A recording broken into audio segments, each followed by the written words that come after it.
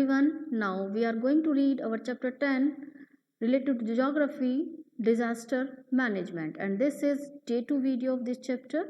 In part 1 video we have already know some part of disasters just like flood, earthquake, cyclones. We have already know how we can protect ourselves and other peoples with these hazards. Now we will talk about the next condition of natural disaster, and that is drought. Now we will talk about drought. Drought क्या होता है? Drought means होता है सूखा. ड्रॉजिट, इसको हम drought बोलते हैं, इसका मीनिंग होता है सूखा, सूखे की condition. Drought can be defined as extreme shortage of rainfall. Drought condition को हम उस रूप में डिफाइन कर सकते हैं जहां पर बहुत अधिक शॉर्टेज होती है रेनफॉल की या पानी की किसी निश्चित एरिया में. It directly affect the crops and result of in the shortage of food for humans and fodders for animals. यह निश्चित सीधा सीधा प्रभाव डालती है फसलों पर और जिसके कारण शॉर्टेज हो जाती है फूड आइटम्स की for human beings and fodders for animals. Animals के लिए जो चारे होते हैं, फॉडर्स होते हैं, उनकी भी कमी हो जाती है. In India more than 70% of total cultivable land. अगर हम भारत की बात करें तो भारत में 70% से भी ज़्यादा ऐसी कल्टिवेबल लैंड्स हैं जो ड्रॉट प्रोन मानी जाती है. सूखाग्रस्त एरिया के रूप में उनको जाना जाता है. द ड्रॉट प्रोन एरियाज, अगर हम भारत में सूखाग्रस्त एरियाज की बात करते हैं तो उसमें शामिल किए जाते हैं Rajasthan, Gujarat, Madhya Pradesh, Maharashtra and some areas of Telangana and Andhra Pradesh, Chhattisgarh, Jharkhand, Tamil Nadu, Bihar, Punjab, Haryana और उत्तर प्रदेश और कर्नाटका. ये सब ऐसे एरियाज हैं जहाँ पर सूखाग्रस्त एरियाज के रूप में इनको जाना जाता है. Drought is a common phenomena. यह एक साधारण कंडीशन होती है.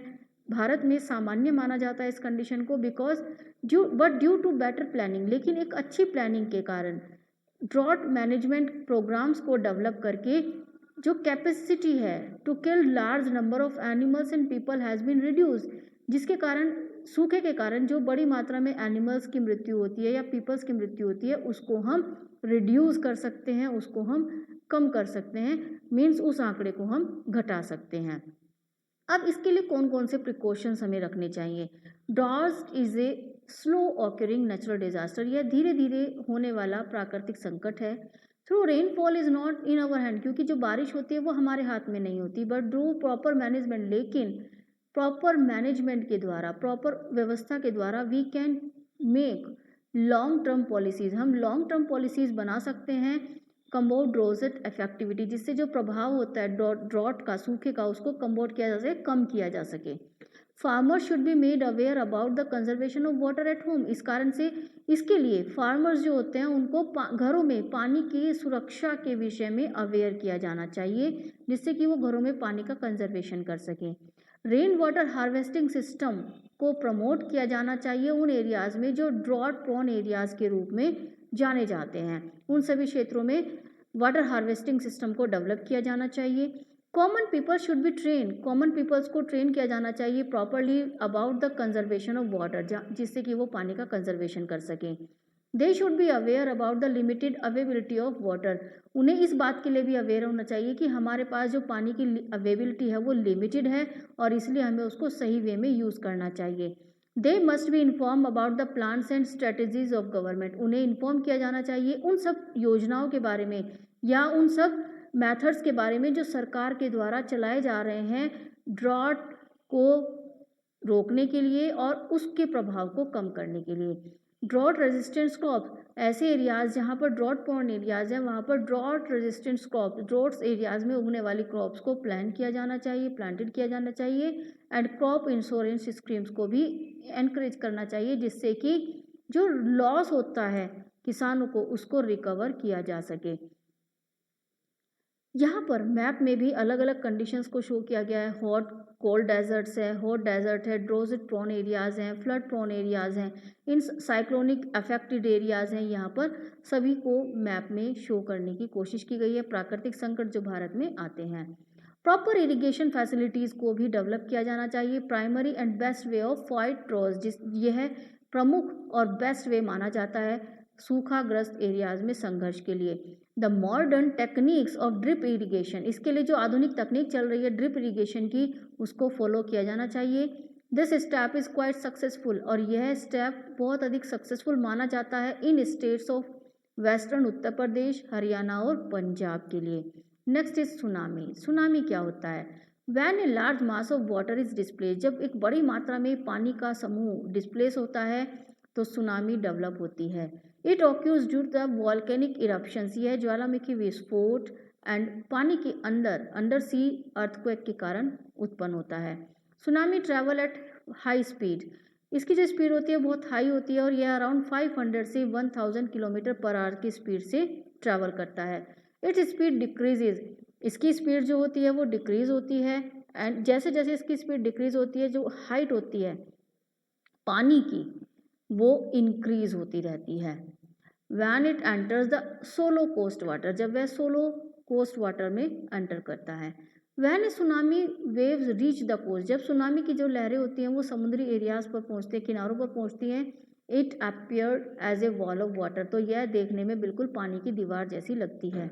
The fast moving waves can destroy house and varied structures in the coastal areas, जो तेज़ गति से मूव करने वाली लहरें होती हैं वो उस एरियाज़ के हाउसेज और अन्य स्ट्रक्चर्स को जो कोस्टल एरियाज़ में पाए जाते हैं उनको बड़ी तेज़ गति के साथ, बड़ी तेज़ एनर्जी के साथ डिस्ट्रॉय करती हैं। इसके कारण great loss of life and property हो सकती है।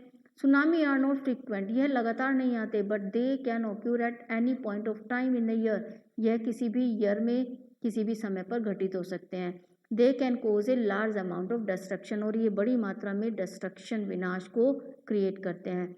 प्रिकॉशंस अगेंस्ट सुनामी, सुनामी के खिलाफ हमें कौन कौन से प्रिकॉशंस लेने चाहिए? If you are in a coastal areas, अगर आप समुद्री एरियाज में हैं, यू एक्सपीरियंस एन अर्थक्वेक, और आपको अर्थक्वेक महसूस होता है, move to higher ground immediately, तो तुरंत ऊंचाई वाले मैदान पर चले जाइए।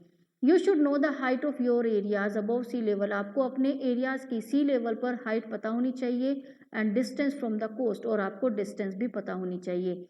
The areas of risk are within 2 kilometre, जो एरिया माने जाते हैं सुनामी में रिस्क एरियाज, वो within 2 kilometre from the coast, समुद्र से 2 किलोमीटर दूर, और less than 10 metre above sea level, और समुद्री लेवल से 10 मीटर अबव माने जाते हैं। A plan of the excavation route can be prepared, इसलिए उस मार्ग के बारे में, उस रूट के बारे में प्लान बनाया जाना चाहिए, पता होना चाहिए, जहाँ पर फ्रॉम योर हाउस, आपके घर से, जहाँ पर आप वर्क प्लेस से या स्कूल से, जिससे कि आप सेफली एक लोकेशन पर फ्यू मिनट्स में पहुँच सकें। Tsunami warning system should be installed, इसके लिए सुनामी वार्निंग सिस्टम भी इंस्टॉल किया जाना चाहिए हाई रिस्क जोन एरियाज में। Human made disaster, they are cause because of negligence and mistakes of human beings, ये क्रिएट होते हैं अवहेलना के कारण और ह्यूमन बींग्स की गलतियों के कारण। दे इंक्लूड, इसमें शामिल किए जाते हैं टेररिज्म, रायट्स, विद्रोह, use of weapons, mass destructions, war, industrial accidents और लार्ज फायर्स को हम इनमें इंक्लूड करते हैं, जिसके कारण collapse of economic and social structures, ये विनाश कर देते हैं आर्थिक और सामाजिक स्ट्रक्चर्स का। अब इसके लिए कौन कौन से प्रिकॉशंस लिए जाने चाहिए? Precautions to be taken in case of exposure of to nuclear radiations, अगर हमारे एरियाज में न्यूक्लियर रेडिएशंस हो रहा है, close to the doors and windows of your house, means gases का रेडिएशन हो रहा है, वहाँ पर न्यूक्लियर बम्स होते हैं जो उनका प्रभाव होता है एक्सपेरिमेंट के दौरान, अगर वो महसूस हो रहा है तो close the doors and windows of your house and stay indoors, अपने घरों के दरवाजे और खिड़कियां बंद करिए और अपने घरों में स्टे कीजिए, इंडोर ही, बाहर मत जाइए। Keep a chart of dos and does not case of a chemical disaster, जब केमिकल डिजास्टर की कंडीशन उत्पन्न होती है तब कौन सी चीज़ें हमें करनी चाहिए और कौन सी नहीं करनी चाहिए, उसका एक चार्ट अपने पास रखना चाहिए। Find out about the antidote needed in the case of poisoning of people, अगर आपको पॉइजनिंग हो रही है peoples, animals and water resources के द्वारा, तो आपके पास उसका एंटीडोट होना चाहिए, एंड देयर अवेलेबिलिटी के बारे में भी आपको पता होना चाहिए। Follow instructions to be local authorities, local authorities के द्वारा जो भी इंस्ट्रक्शंस दी जाती हैं उनको फॉलो किया जाना चाहिए। To avoid accidents follow traffic rules, दुर्घटनाओं को रोकने के लिए ट्रैफिक रूल्स को फॉलो किया जाना चाहिए। And learn the basic do's and does not, form the fire stations personnel for precautions in case of fire। अगर आग की कंडीशन है तो उस केस में जो इंस्ट्रक्शंस दी जाती है कौन सी चीज़ें करनी चाहिए और कौन सी नहीं करनी चाहिए।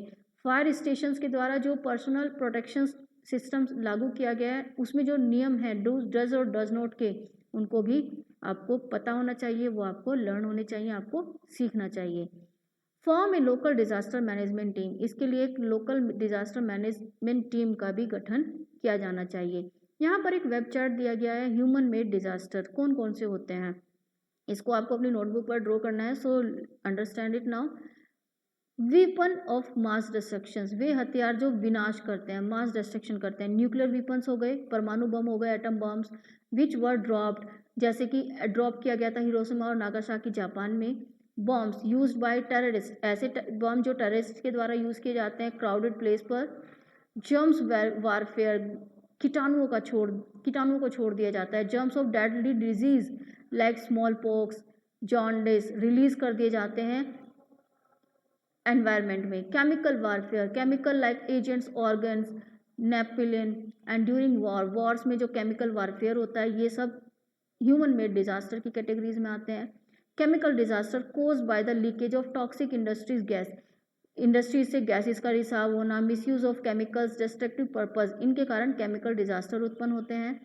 Biological weapons, agents like anthrax, virus causing epidemics release into the air, ये सब एयर में छोड़ देना बायोलॉजिकल वेपन्स होते हैं जिससे के कारण बॉडीज में एंटर करने के बाद डेथ का कारण बनते हैं। It works instantly if the diagnose gets delayed, ये तुरंत वर्क करते हैं अगर इसमें जो सुरक्षात्मक कदम है उनमें डिले हो जाती है तो बड़ी संख्या में पीपल्स की मृत्यु होती है उन एरियाज में जहाँ पर इनका प्रभाव देखने को मिलता है।